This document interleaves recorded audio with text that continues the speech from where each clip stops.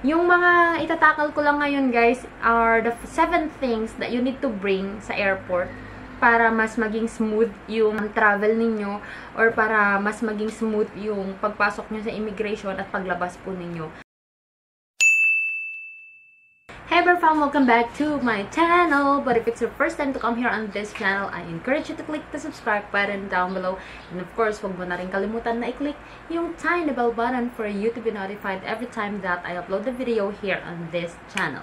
So today guys, madami kasing nagme-message sa inyo, sa akin, ng regarding sa immigration, ganito ganyan. And lalo na sa mga nakakaalam po na meron na po kaming travel agency, travel booking, mga ganyan.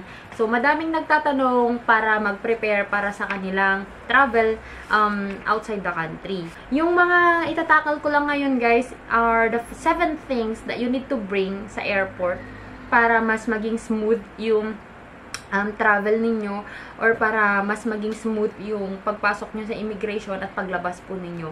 So, without any further ado, let's get on to the video. Unang-una guys, na dadalhin nyo is of course your passport. And yung passport nyo dapat guys is valid.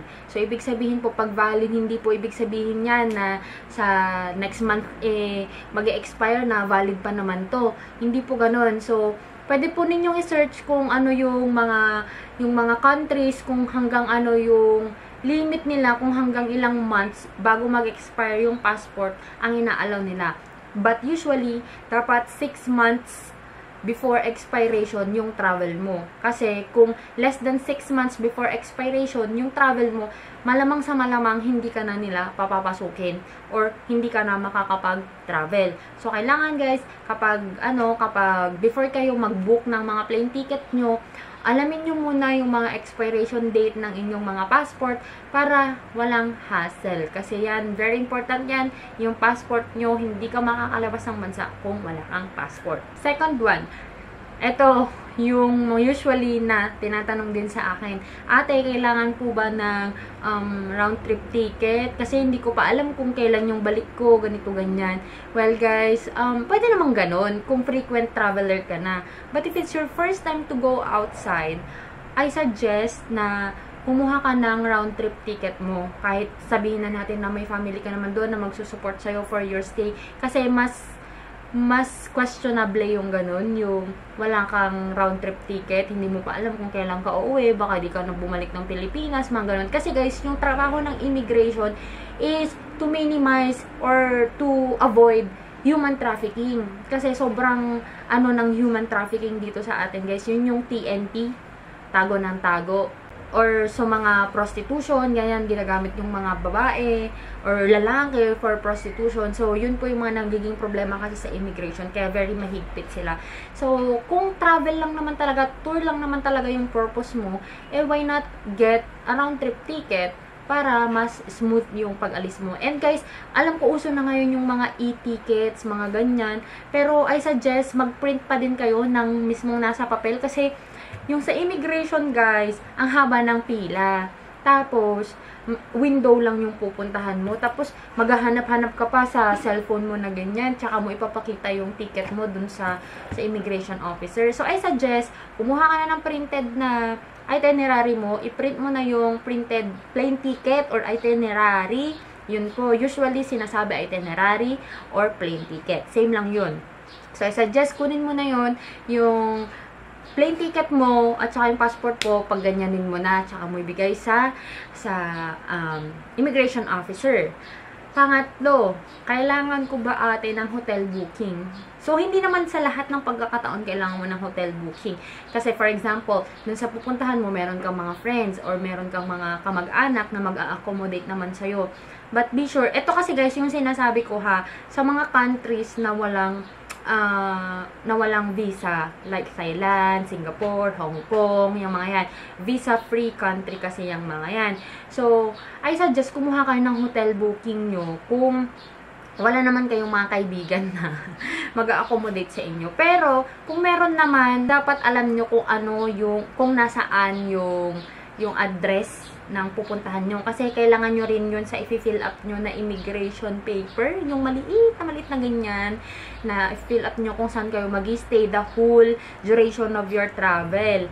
So, kailangan alam nyo ang address, alam nyo kung sino yung may-ari ng or sino yung nakatira doon. Kasi, malay mo, tawagan nila yon. Kasi may mga nakikita ko sa mga immigration borders na mga series, mga ganyan.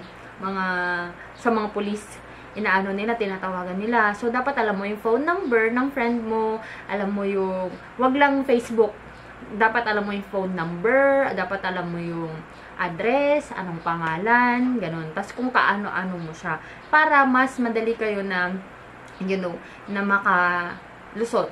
And then, kung gusto nyo rin, para mas sigurado, alam mo naman kung yung mga paranoid, prepare nyo lang guys yung parang mga, hindi naman invitation, pero kahit conversation nyo lang, naipakita nyo na dun nga kayo mag-i-stay sa kanila. Pero kung hindi guys, kailangan nyo ng hotel booking. I-leave ko yung link guys ng booking.com. Meron akong code doon.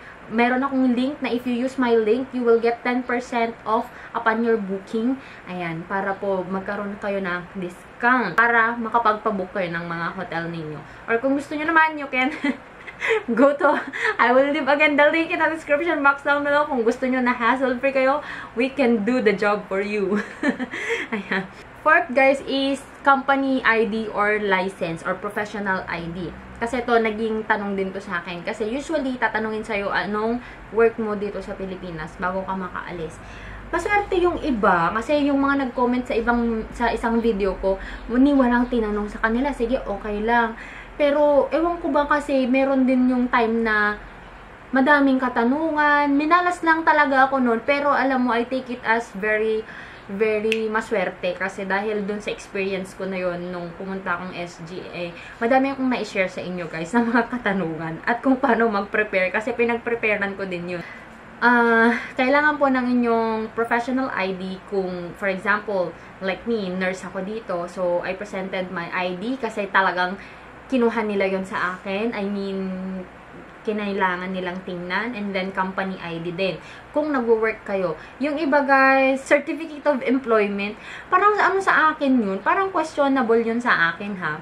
Unless, kasi, di ba, pag certificate of employment, sasabihin doon that you are currently employed, ganito, bla, bla, bla, bla. Pero, kung sa akin, guys, mas maganda na ang dalhin po ninyo is yung paper or yung letter of approval ng leave ninyo.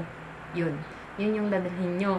Kung wala kayong COE, mas maganda yung approve na yung leave ninyo na sa ganitong date, babalik kayo sa trabaho. Dapat yun yung nilalaman ng leave form nyo na start ng leave, saan ka pupunta sa leave, kasi ganun yung leave form namin eh.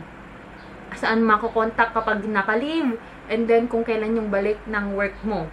Ganun yung nasa leave form namin guys. So, para mapakita nyo rin. Especially yung iba kasing company, ni wala pang ID, ganun. Or hindi, hindi very, yung work ninyo. So, you can get a leave form from your employer or from your boss. Ganyan. Next is, kung estudyante naman, ate, paano estudyante kami? Wala naman kaming proof na babalik kami dito kasi wala kaming work, mga ganito, ganyan. Ang dami yung katanungan, mga beshi, mga millennials na gustong mag-travel. Well, gustong-gusto ko yan kasi alam nyo, mga bata pa lang kayo, gusto nyo nang ma-explore ang mundo and you want to learn more about the culture of other people. Ayan. So, ang gagawin mo lang, i-present mo yung student ID mo and enrollment paper mo.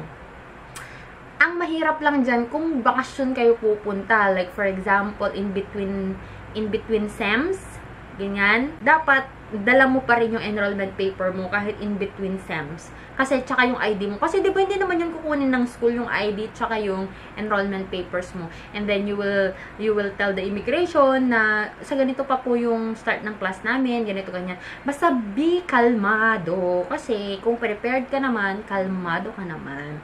So, yun, ID and enrollment papers yung kailangan yung i-present. Yun lang naman guys, kung kunyari 18 years old and above ka na, tapos nag-aaral ka pa, tapos ang kasama mo mag-travel is barkada.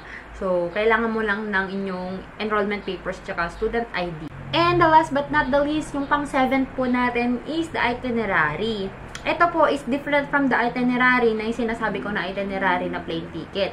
The one that I'm saying na itinerary is your plan of travel. Like for example, on the first day, arrival, churba. Kasi sa amin sa mga travel agency, mga ganun, ginagawan namin yung mga clients namin ng mga ganun. So, for example, ito yung arrival time, ito yung time nyo sa check-in sa hotel, ito yung first day, city tour, second day, wake up nyo, ganito, ganyan. So, hindi naman kailangan na gumawa kayo ng ganun, na super duper strict ng time nyo, ganyan. Basta alam nyo lang kung saan kayo pupunta. Like, for example, kung hindi kayo nakagawa ng itinerary, pero mas maganda kasi kung may itinerary kayo, guys. Kasi, at least, madali nyo yung sagutin. Kasi ako, kung kunyari, hindi kayo kasing daldal ko.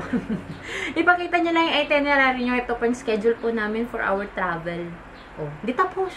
Siya na magbasa. Hindi yung ikaw yung nag-explain. Sa first day po namin, pupunta kami sa ganito. Sa second day po ganito. Diba? I-print mo na yan, besh, para magbasa naman yung immigration officer.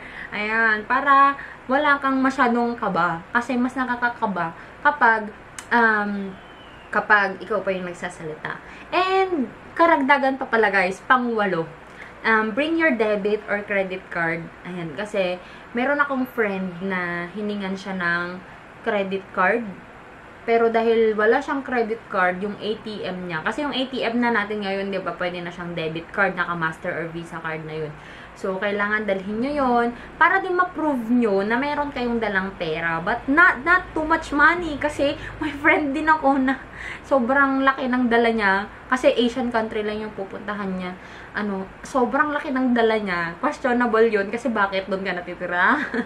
Yung parang alam nyong hindi naman sakto, pero alam nyo may konting leeway para sa pera nyo. Especially if it's not credit card. Yung may laman yung bangko nyo na kaya kayong tustusan kahit mas stranded pa kayo doon. Ganon. Yung kailangan nyo. So, yun lang naman guys yung mga alam ko na very important na kailangan dalhin ng isang passenger. Especially if it's your first time to go outside the country. Huwag kayong masyadong kabahan. Alam ko nakakabayan. Mag-research kayo about sa country na pupuntahan nyo. Ang importante dyan guys is your safety. Kaya din kayo ini-screen ng immigration officer for the safety. Ayan. So, just be patient sa pila, be patient sa immigration officer, sumagot ng maayos, huwag pabalang, kung anong tanong yun lang ang sagutin mo, huwag ka lang magkwento ng kung ano-ano. So, yun lamang guys, I hope this video will help you, and kung may question pa kayo, just DM me or PM me on my Facebook or sa aking Instagram, and ililive ko na lang yung link ng aming travel and tours guys, para sa mga promo, ganyan.